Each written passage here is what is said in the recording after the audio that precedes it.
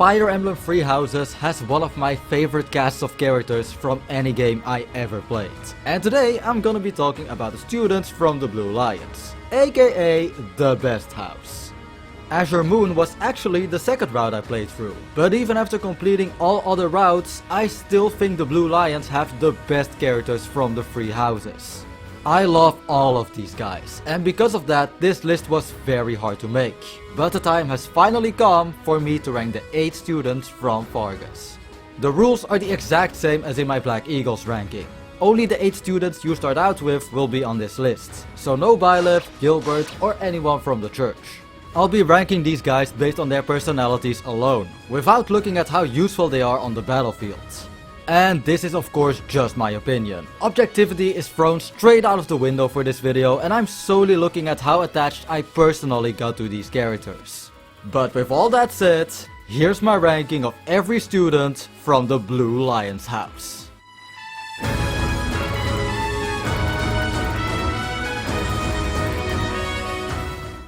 I wasn't kidding when I said these are the best characters. The lower entries on this list swapped around a lot, and I really struggled to choose a number 8. After thinking it through, however, there was only one character I could have put here, and that character is Ingrid. Ironically enough, she was actually the student I was the most interested in before playing the Azure Moon route. Look, I'm not even gonna pretend I had a better reason than this, it was entirely because of her design. I thought she was pretty, okay? Of course, there's more to Ingrid than just her looks. What I appreciate the most about her is her fleshed out backstory and how it ties into her character development. Ingrid comes from a poor family, and because she's their only daughter with a crest, they would be set for life if she married a rich noble. However, Ingrid has always dreamt of being a knight. She feels like marriage would get in the way of her dream, but she also feels like she would betray her family by trying to become a knight. To add on to her troubles, she also had to deal with the loss of her fiancé. She was supposed to get married to Glenn, a knight who got killed at the tragedy of Duscur. Every character who lost someone at the tragedy has a different way of coping with it, and Ingrid's is straight up a little sad. She tries to twist Glenn's death into a noble and honorable sacrifice, when in reality it wasn't anything like that. It gets hard to watch at times, but that was clearly intended, and it does open the door for some future development in her supports. Speaking of supports, I actually think Ingrid has some of the very best ones in the entire game. With Dimitri, she gets confronted with the truth behind Glenn's death and eventually recognizes the value of her own life. She also has multiple supports about finding a way to pursue her dreams while keeping her family in mind, which I really like as well. I even think her Dedu support is okay. Yeah, she starts off as a racist, which is definitely not good. But she eventually realizes that she's wrong and she grows past that behavior. And it's not as if the writers made her racist for no reason, because she's been told that her fiancé was killed by the people from Duscur. This is actually what I appreciate about Ingrid. She has believable flaws, but also develops a lot. But that begs the question, why is Ingrid number 8? After all, I like all of her supports, right? Yeah, correction, I actually only like about half of them. The ones that involve her backstory or her struggles are some of my favorites in the game. But the other ones? At their best, I have neutral feelings towards them. At worst, you have her Claude support, where she literally spends 10 minutes lecturing him for existing? So many of her supports just involve her getting on people's cases, and I get that it's supposed to be funny sometimes, but it just ends up irritating me. With the exception of her Bernadetta support, because this mental image always manages to crack me up, I really don't like this demanding, bossy side of her. And I really don't want to offend anyone with my next point, but it certainly didn't help that her English voice can sound a bit awkward or robotic at times. It's especially jarring next to all the other incredible voice acting in this game. I do want to give her voice actress Brittany Cox some credit, however, as she improved a lot over time.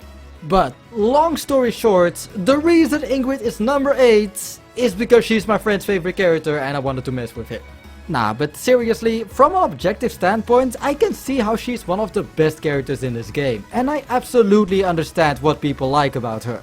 Unfortunately, those few downsides do hold her back a little for me, which is especially bad in this specific house, which has many characters that mean a lot to me. But don't worry, Ingrid. I'm sure a lot of other people with way better taste than me can appreciate you for who you are.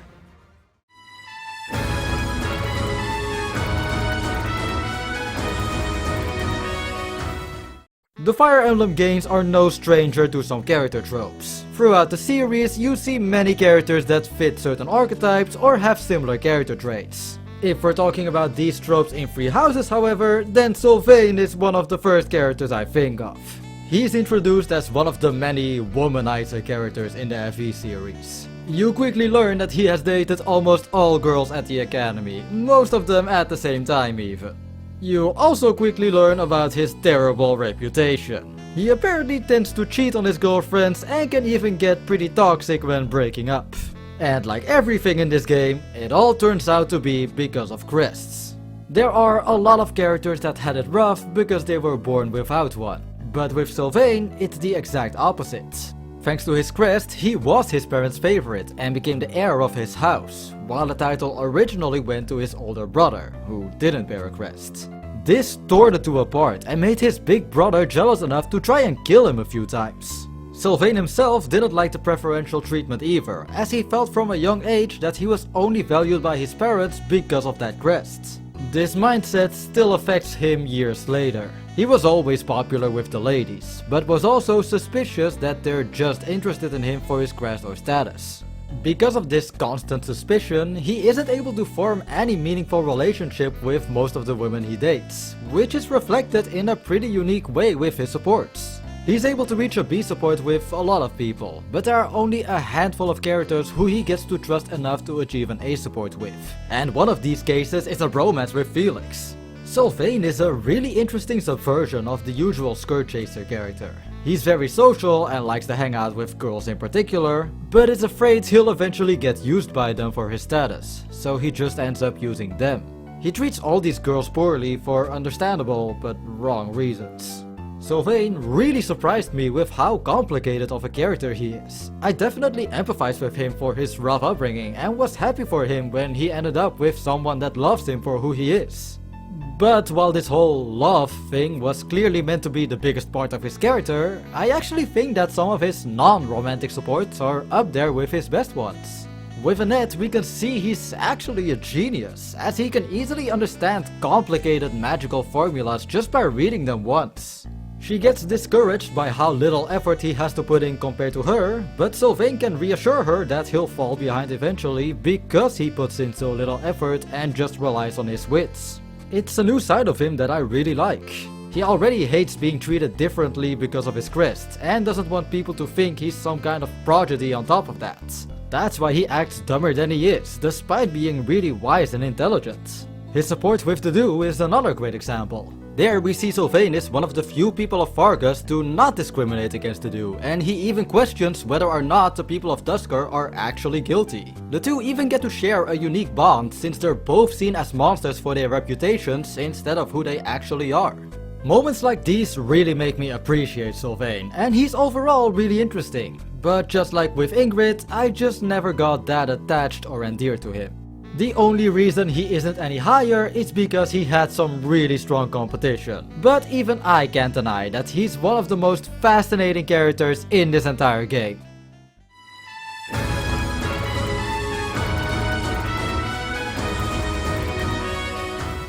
Alright, this character marks a bit of a transition point, if you will. Ingrid and Sylvain are more characters that I respect for their writing, but didn't really get attached to. All the characters that appear from now on, however, I hold in much higher regard. The first of them being Mercedes. Mercedes might be one of the sweetest characters in the entire game. It makes a lot of sense, seeing as she spent most of her life in the church. You'd think there's a cute backstory behind this, but just like with every character in this game, her past is way more messed up than you'd think at first. Shortly after Mercedes was born, her mother married into a noble house. Her mother and new stepfather bore a son who had a crest, and quickly after that the nobleman stopped caring about Mercedes and her mother. Eventually the two had to flee, and they found refuge in a church. It's a bit of a miracle that Mercedes is as kind as she is considering her upbringing. I actually used to think that kindness made her a bit boring, as I thought she didn't really develop.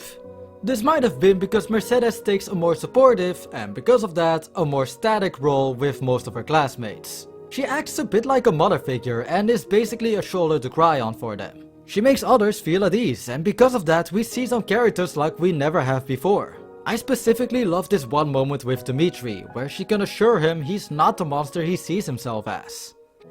I am just a killer. A disgusting monster. But why do you kill? For the sake of your loved ones? Those who have passed? Real monsters kill for selfish reasons. They're incapable of expressing sorrow when they kill. So please, don't call yourself a monster. Mercedes really is the therapist some of her classmates desperately need, but she has a few struggles of her own, of course. You have that stepbrother with a crest, for example. Yeah, he turns out to have become a teacher at the Officers Academy. That's great. And he also turns out to have become a murdering psychopath. That's less great. I always felt her relationship with Jaritza needed some more attention, so thankfully he got added as a playable unit. In Crimson Flower, a year after I finished the game. Thank God for YouTube! It was clear from other supports that she deeply regretted leaving him behind, so seeing her reconcile with him was really sweet. I do think this relationship could have been handled much better in the other routes. There, the only form of closure you'll get is with one short scene, which you needed to complete a paralogue for, which needed Caspar? What? Why did Caspar need to be there? He could have been replaced by literally anyone, or hell, this could have been a solo paralogue. So many people must have missed out on this one scene Mercedes desperately needed just because they didn't recruit Caspar. And you know, while we're on the subject of weird decisions, what the hell was her B support with Annette? It felt like the writers really wanted them to have an argument, but it just ends up feeling really forced and nonsensical. So yeah, even I have my gripes with Mercy, but unlike the previous two entries, these problems have more to do with the game and less with the character herself. Sure, she does act pretty weird in her Annette support, but it's so out of character that it becomes pretty easy to ignore for me. I do also think her voice acting sounded a bit too unnatural at the beginning, but just like with Ingrid, it did get better over time. I definitely have my nitpicks, but those don't change how lovable of a character Mercedes is.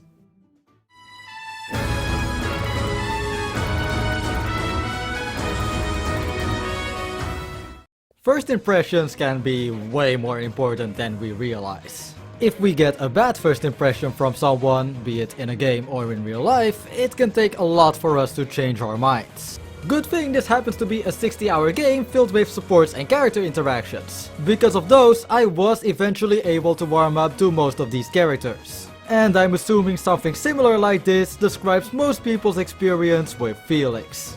Yeah, lots of people start off on the wrong foot with this edgelord, and it's easy to see why. He's cold, sarcastic, a bit of an asshole at times, and a misogynist. Well, at least that's one thing we have in common. Yeah, believe it or not, I actually never had a problem with him. Not gonna lie, I even died of laughter when he told Ingrid to find a husband. Felix is basically the moody teenager of the group. He's very prickly and doesn't mince his words, but deep down he does care very deeply for his friends. Normally though, he doesn't go out of his way to be rude, as he just wants to be left alone. However, he's shown to be especially spiteful towards anyone idolizing knighthood. And also towards Dimitri, both of which are linked to the tragedy of Dusker. I already talked about how Ingrid lost Glenn, who was to be her fiancé. Well, Felix had also suffered because of his death, as Glenn was his older brother. Felix of course looked up to him a lot, so it only makes sense that he was devastated by his death. But what really changed him was how his own father reacted. When Glenn's armor was returned, his father was almost proud, saying the now infamous line, "He died like a true knight." Felix detested his father ever since and grew disgusted towards the concept of chivalry, as he believes it glorifies dying on the battlefield. It's honestly refreshing to see this kind of perspective, especially next to characters like Ingrid, who fits that description a bit too much. His relationship with Dimitri is also a breath of fresh air, as he's one of the only people that's not afraid to speak up and even insult him. And this is connected to the past as well. He started acting this way ever since he saw Dimitri's bloodthirsty side firsthand, as it was completely different to the Dimitri he knew his whole life.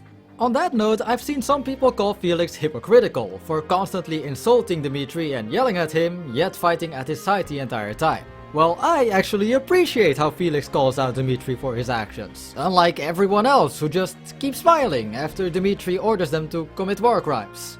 And well, like I said, Felix still loves his friends deep down. The way I saw it, Felix stayed with him because he wanted answers from Dimitri himself and because he wanted to set him on the right path again. But speaking of, Felix is a great foil for Dimitri, as their ways of dealing with loss are drastically different. Felix doesn't believe in doing things in the name of the dead, rather they're things you do to please your own ego. Of course Felix misses his family, but he tries to accept they're gone and focuses on the people that are still there. It's a perspective Dimitri really needs to hear, and it's great to see the two become friends again. And yet, despite everything I just said, Felix can get really adorable at times. Once you see through his rough exterior, you'll find a lot of tender moments. He can get embarrassed really easily, and yeah, his little crush on Annette is pretty cute. I love this man a lot, I really do. He just barely misses out on being up there with my all-time favorite characters in this game, but he's cutting it really close.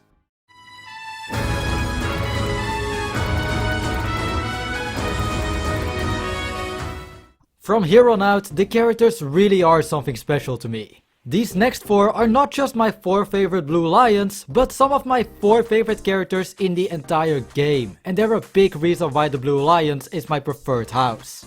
So, let's start the upper half of this list by talking about Annette. Annette is just way too precious, man. She's a character that can always lift my spirits with her songs or enthusiasm. She's a bit scatterbrained or clumsy at times, but she always tries her best, and really, moments like these just make her even more endearing. But despite this, she also turns out to be a really good student, as she scores really high marks ever since she got into the School of Sorcery. Yep, high marks! Can definitely relate there. Annette just used to be a girl that cheered me up whenever I saw her, but I really started to get attached to her after the time skip. First of all, goddamn what a glow up. I normally don't talk about character designs too much, but I love her post-time skip design a lot. After the class reunion, however, I saw more of her interactions with her father, which made me really interested in her. But fun story, I actually went my whole Black Eagles playthrough without knowing that Gilbert was Annette's father. I even remembered Gilbert talking about his daughter once, but I only pieced it together when Annette randomly said she was looking for one of the knights at the monastery. After the time skip is where I started to learn more about this relationship. Gilbert used to be a knight in service of the king, but at the tragedy of Duscur, he failed to save anyone aside from Dimitri. Out of shame, he fled the kingdom alone, leaving his family behind. The reason Annette wanted to go to Garreg Mach in the first place was because she knew there was a big chance her father was there as well. Seeing someone who's normally as cheerful as Annette trying desperately to reunite her family is a bit sad to say the least. As someone with divorced parents, I can always sympathize with situations like this. Kind of like Annette, I remember hoping my mom and dad could get together again when I was younger, so I really was rooting for her. But just to be clear, our situations are not the same. I was always on good terms with both my parents and kept seeing them regularly, while Gilbert just kind of went to get milk someday and never returned. But that just made me even more happy for Annette when she learned that her father never forgot about his family. And while you might argue that Gilbert doesn't deserve Annette anymore, you can't deny that Annette deserves a happy family. Annette is pretty much a comfort character for me. Whenever I got a new support conversation of her or ran into her at the academy, she could always put a smile on my face. I really didn't expect to like her as much as I did starting out, but she really grew on me. And for those that want to know, yes, she is the character that I supported at the end of the game. Like Annette herself would say, she is indeed my girl.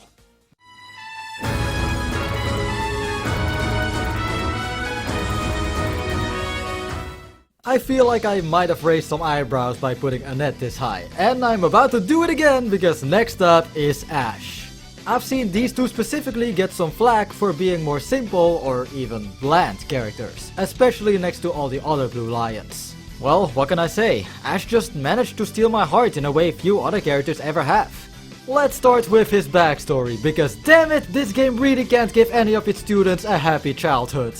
Ash definitely had it pretty rough growing up. Both of his parents passed away when he was still young, and to provide for his siblings, he resorted to thievery to get by. One day he broke into a random mansion and happened to get distracted by the cover of a book, which got him caught by the noble living there. That noble was Lord Lonato, who, after hearing Ash out, adopted him and his siblings on the spot, despite already having a son of his own. Ash became really close with his new adopted brother Kristoff and was eternally grateful to Lonato for giving him and his siblings a better life. One small detail I appreciate is how he addresses Lonato by name, instead of something like father, as he still remembers and treasures his birth parents. It's really sweet in a way. Something else I like is how many elements of his backstory eventually come back in his supports. He knows a lot about cooking since his parents were originally restaurant owners. He is also shown to be really sympathetic for other thieves since he used to be one as well. And he might dream of becoming a knight because he read so many books about them. Which makes sense since those books were the reason he got caught by Lonato in the first place. There's one interaction he has with Felix that I really love. He just called Ash's favorite stories trash and a big waste of time. It looks like Ash is about to start a fight with him. But instead he just starts enthusiastically comparing him to a character in said story. Ash is just too pure for this world, man. But clearly, the developers didn't think his backstory was tragic enough.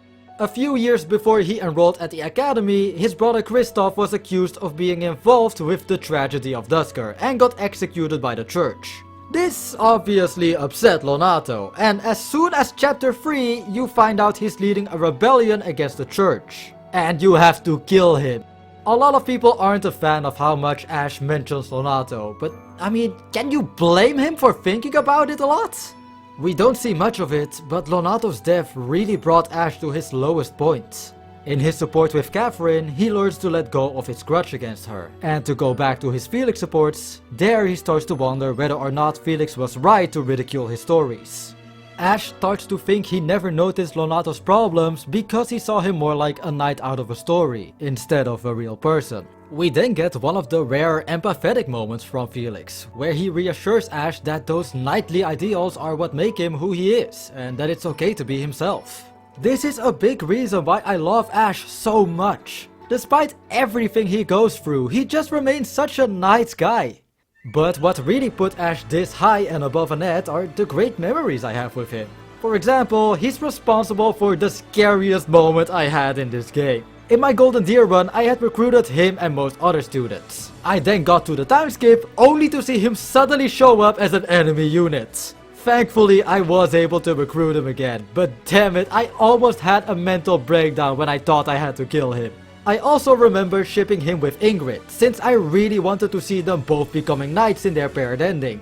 I then ended up getting an epilogue I didn't even know I wanted, with Ash declining knighthood since the kingdom still discriminated against Duscur, and him ending racism with the Dew by serving food from Duscur in his inn.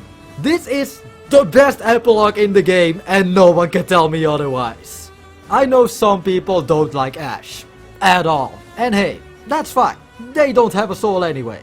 If it wasn't obvious enough by now, my love for Ash is pretty personal. I don't know if he'd be this high up if it wasn't for those experiences, and honestly, I don't even want to think about a timeline like that. Like with Annette, my spirits just get lifted whenever I rewatch any of his supports or encounter him at the monastery. Ash is just a kind guy that wants to make people smile. And, well, he can always put a smile on my face.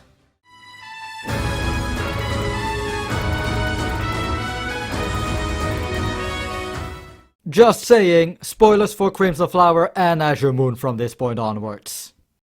So, as I said earlier, my placements swapped around a lot while I was preparing this video. Mercedes used to be number 8 at some point, Ingrid and Sylvain were basically competing for number 7, and I plan to put Annette on the number 3 spot pretty much since I finished my Blue Lions run more than a year ago now.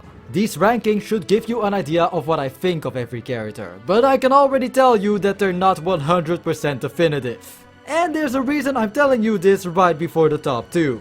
I have what I like to consider a trinity of Three Houses characters, consisting of my 3 favorite characters in the game and possibly my favorites in the entire Fire Emblem franchise. And 2 of these characters are indeed the 2 remaining Blue Lions. To be honest, I'm still not sure who I like over the other, but in the end, I just did what felt right.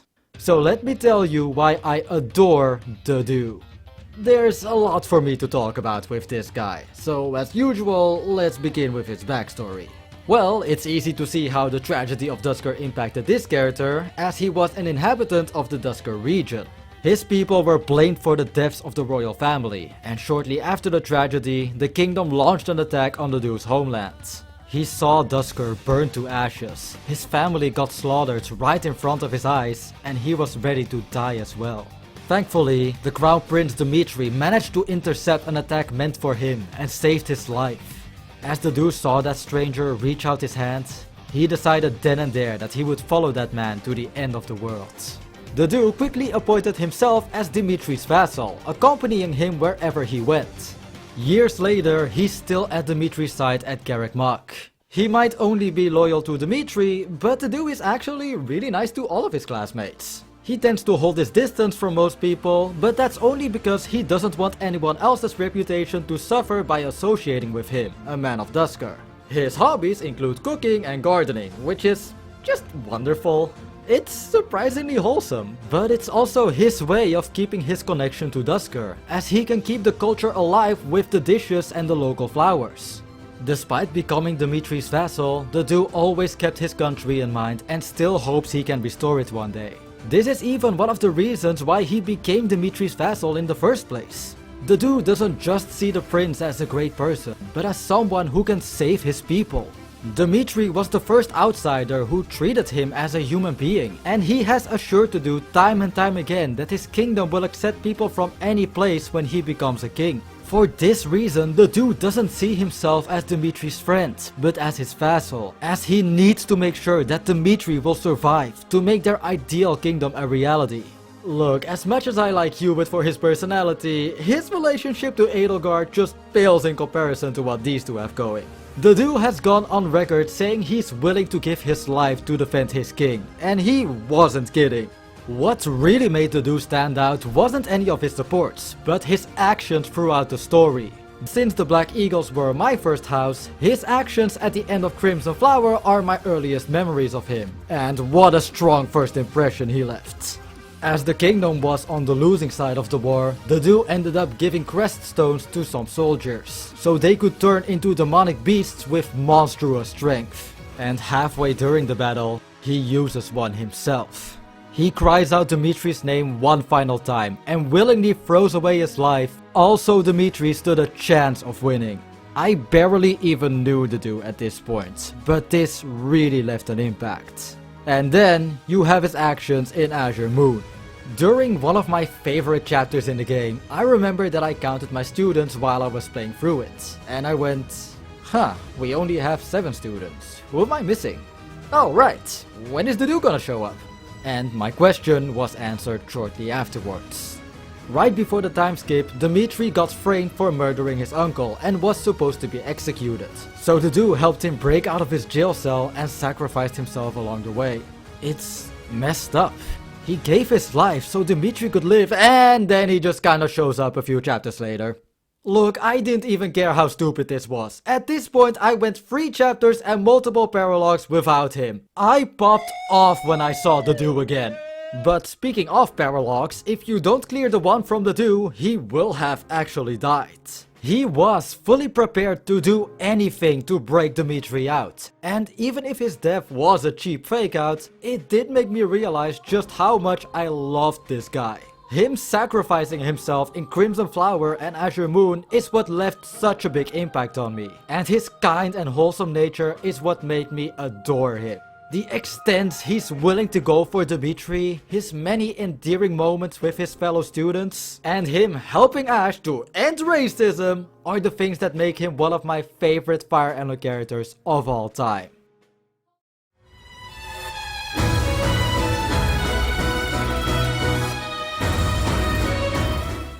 Number 1 is Dimitri, everyone!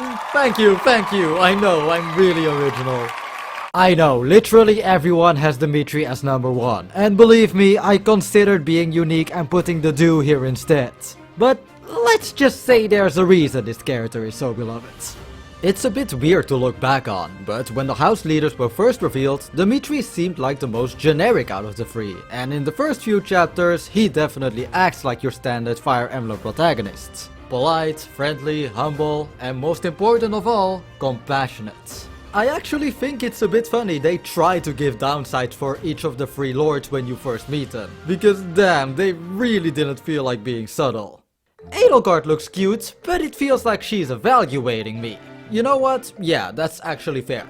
Claude smiling, but that smile doesn't reach his eyes. Okay, sure. Yeah, Dimitri seems cool. But I sense darkness lurking underneath. Uh-huh. It's time to talk about the tragedy of Dusker one final time, as every person important to Dimitri had lost their life that day. He felt a lot of survivor's guilt after the tragedy, and eventually started to hear the voices of his loved ones, begging him to take revenge. So, when he finds out that Edelgard, one of his only remaining family members, might be connected to the tragedy, it completely destroys his mental state. Dimitri spent all these years looking for a way to avenge his parents, and now he finally had a clear target. He needed to kill Edelgard. Before the time skip, we witnessed Dimitri's kindness time and time again.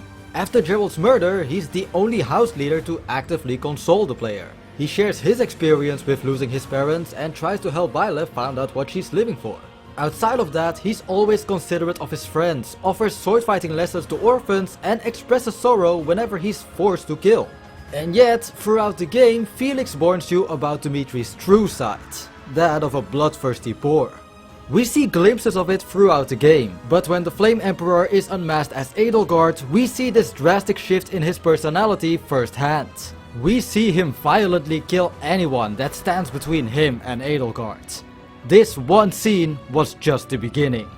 Over the time skip, he completely lost his sanity. After being plagued by these voices for all these years without Dedu, Rodrigue or Byleth there to support him, Dimitri became fully one-minded in his search for revenge. However, just like we used to get glimpses of his dark self before the time skip, after the time skip we see glimpses of the compassionate Dimitri we got to know before.